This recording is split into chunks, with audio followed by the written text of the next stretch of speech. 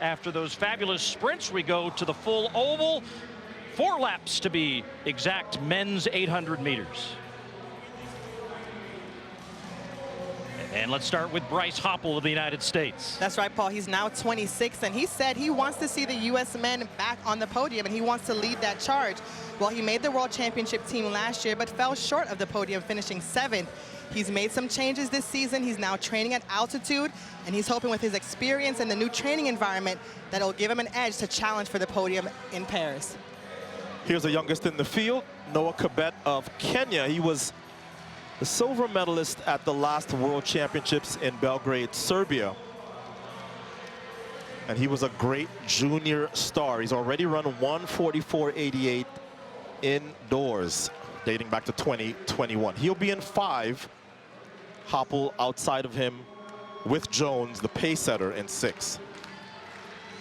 See the rest of the field there. Kibet wearing the kit of the Union Athletics Club, which is coached by Pete Julian. So he is training in the United States right now. Did not run well in a earlier event here a couple of weeks ago at the Armory, the Dr. Sander Invitational, but looking to be in better form here, and will go up against Hoppel. This will be a good test. Two that have run very well indoors over the past few years. Men's 800 to unfold. The world lead in this event is 1:45.10. Set by the Belgian Creston yesterday. You see the pacemaker Jones making sure that the pace is honest. And we know indoors there's always a lot of pushing and shoving, but you see they were able to really fall in line there. And Hoppel looks really good. He looks confident right there, sitting in 3rd, well, 2nd if we don't count the pace setter. And there's no bunching up here. This field has already been strung out from about the first 50 meters, Paul. Yeah, that in 2nd place behind the pace setter C.J. Jones is Luis Peralta, who grew up in nearby Passaic, New Jersey. So he's been on these boards many, many times over his career.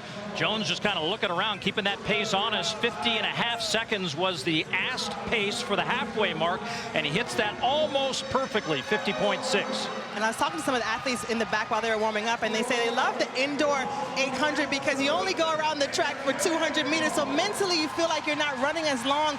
And you can see now the pacemaker has stepped off the track, and Hoppel has taken the lead going into this final 200 meters.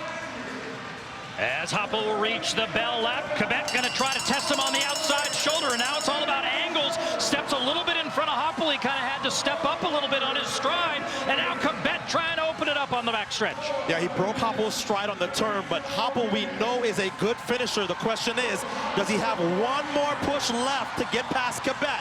An indoor track, watch Hoppel go wide, trying to swing himself off that final turn as he now goes up and by Kibet. And that strategy works perfectly as he takes the victory here at 800 meters and a swift 1:45.54. I can tell you, it seems like we have seen him do this indoors and out for so many years.